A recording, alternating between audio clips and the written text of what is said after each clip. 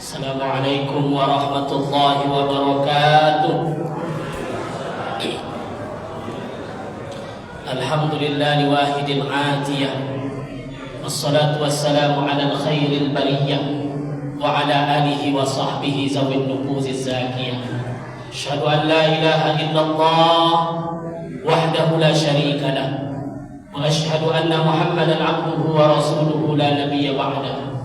Rabbi shrah li sadri wa yassir li amri wahlul 'uqdatam min lisani yafqahu qawli. Yang saya muliakan para orang tua kami, pengurus Masjid Paripurna Al-Mujahidin, ayahanda dan ibunda, bapak-bapak, ibu-ibu serta anak-anak kami. Malam keberapa sekarang, Pak? 14. Kita sudah hampir separuh. Iya, Bu, kita sudah hampir separuh.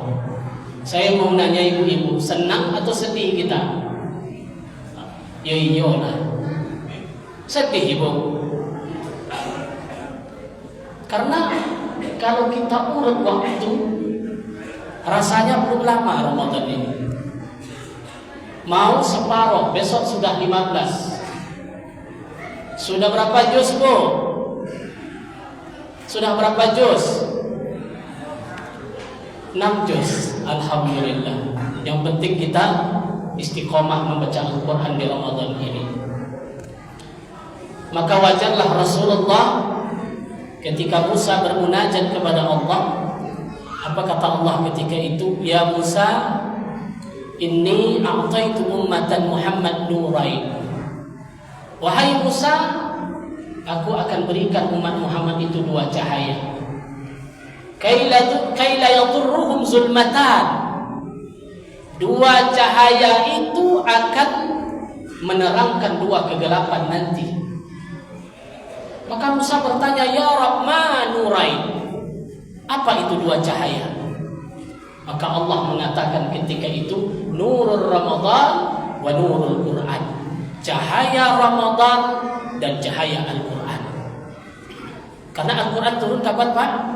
Di bulan Ramadan. 2 ini cahaya. Wa ma zulmatan. Apa pula 2 kegelapan tersebut? Maka Allah menjawab ketika itu, zulmatal qabri wa zulmata yaumal qiyamah. Gelap pada hari dikubur dan gelap pada hari kiamat ketika kita menghadap Allah. Jadi kalau ingin kubur kita terang, manfaatkanlah Ramadan ini sebaik-baiknya. Jangan kita lalai.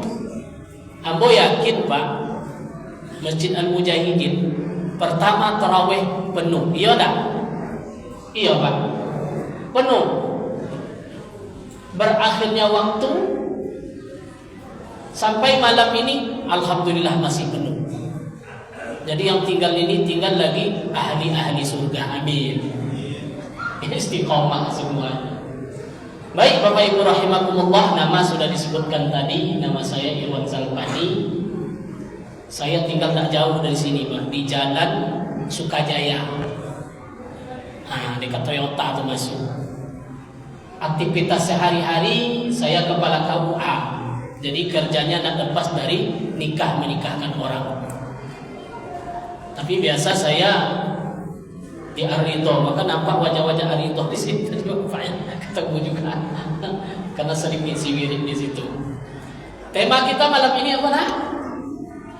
Bahaya narkoba. Kalau data, Pak, di Indonesia ini hampir 39 juta narkoba itu. Anak-anak kita, generasi kita. Pekanbaru termasuk lintas narkoba internasional. Kenapa dikatakan demikian? Karena kita dekat. Lintas internasional kita dekat di sini. Jadi tantangan untuk generasi kita di Pekanbaru ini luar biasa. Saya bertugas di KUA, kami pernah menemukan terlibat narkoba anak SD. Na'udzubillah. Anak SD sudah ada katanya, Pak Kua, paket 20.000. La ilaha illallah. Aduh, paket 20.000 khusus untuk anak SD.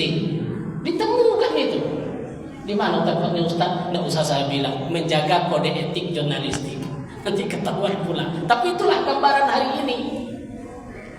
Maka narkoba itu maknanya narkotika. Narkotika itu sebuah zat yang membuat manusia itu happy, tenang. Psikoterapi, psikotropika.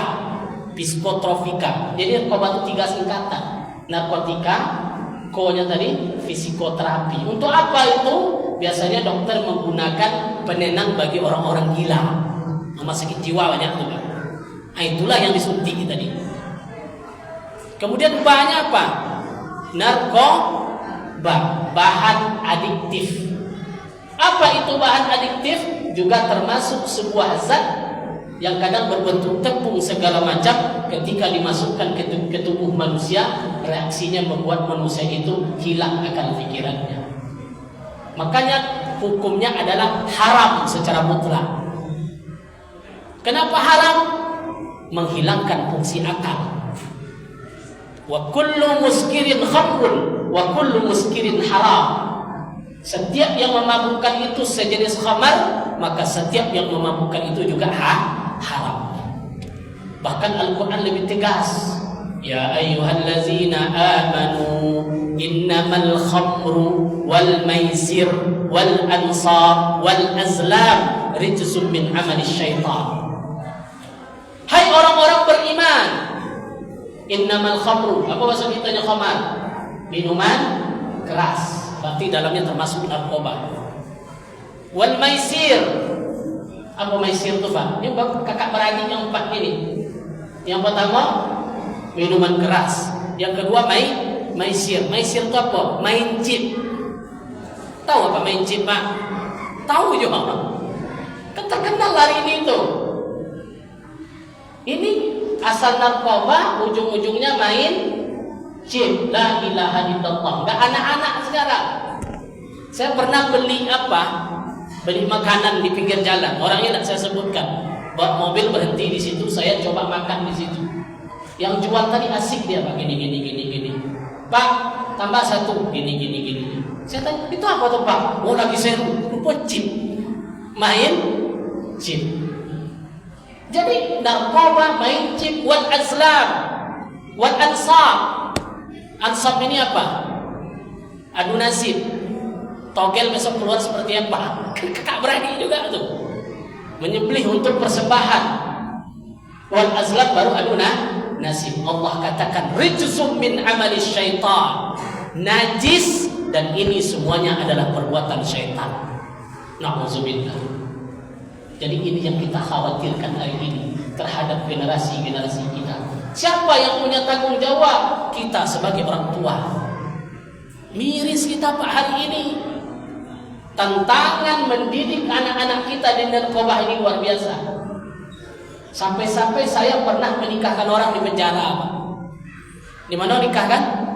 Di penjara. Kenapa? Waktu daftar nikah aman. Pas hari H, calon suami tadi tetangkap sedang risok ya Pak. Karena sudah dibuat pernikahannya, akhirnya saya menikahkan di polsek. Saksinya Pak Kapolsek. Gimana lagi tertangkap dia? Nyabu.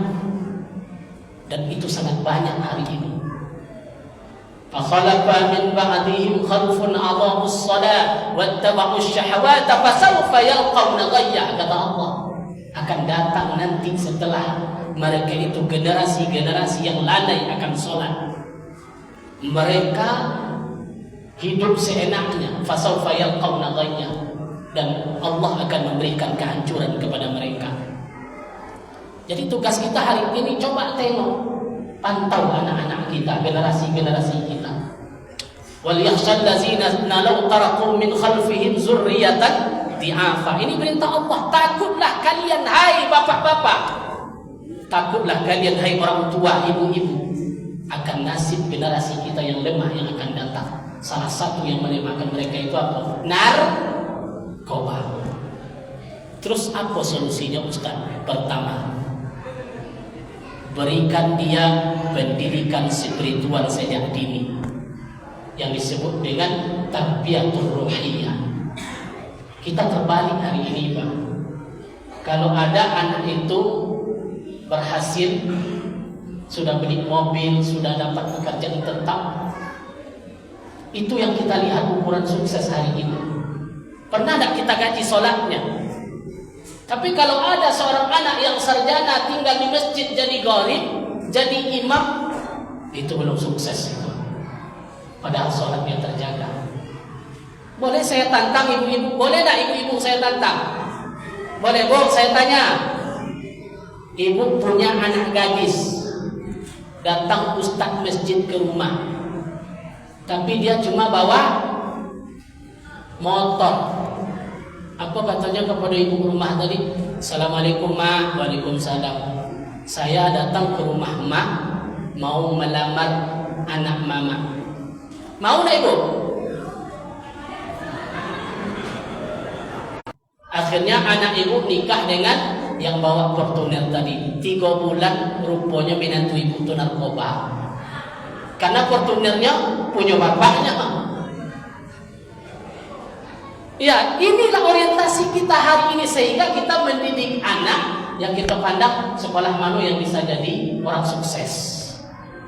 Agamanya kita tak fikir. Akhirnya apa? Banyaknya orang yang masuk sekolah demi kerja hari ini bayar. Banyak nak boboli bangkunya, Pak. Iya nak?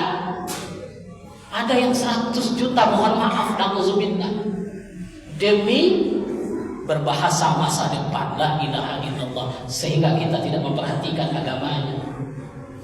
Kita tak peduli kadang-kadang. Oh, berarti tak boleh jadi dokter, ustaz, tak boleh jadi insinyur. Boleh, itu yang kedua. Yang pertama tadi tarbiyatul ruhiyah, pendidikan spiritual dasar. Yang kedua baru bakat tarbiyatul afkar namanya. Silakan ibu bentuk anak ibu mau jadi apa. Ustaz, anak saya mau jadi polisi. Boleh, tapi ruhnya sudah bagus. Jadilah dia polisi yang sholat, polisi yang rajin sholat di mujahidin. Ustaz, saya mau anak saya jadi perawat. Silahkan dia bekerja di rumah sakit, tapi dia selalu ingat kepada Allah Subhanahu wa ta'ala. Maka dua ini mesti ada dalam diri kita. Tapi yang nomor satu tetap tarbiyatur ruhiyah, pendidikan spiritual anak tadi. Jangan kita lalaikan seperti ini. Ingat pesan Nabi Yakub,